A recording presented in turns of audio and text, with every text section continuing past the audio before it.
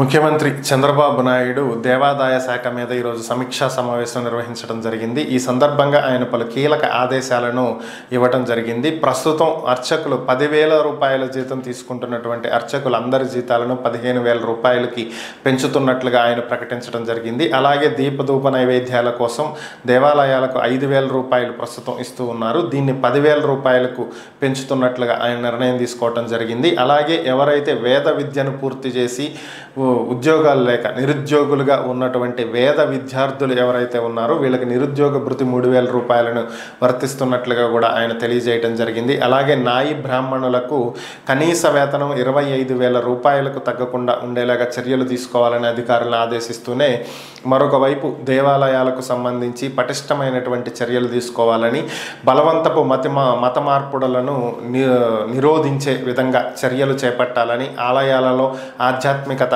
వెల్లువిరిసేలాగా ఉండాలని, అలాగే కొన్ని దేవాలయాల భూములు ఆక్రమణలకు గురయ్యాయని, వీటికి సంబంధించి ప్రత్యేకమైనటువంటి కమిటీలు వేస్తామని చెప్పి ఆయన ఈరోజు ఆదేశాలు ఇవ్వడం జరిగింది.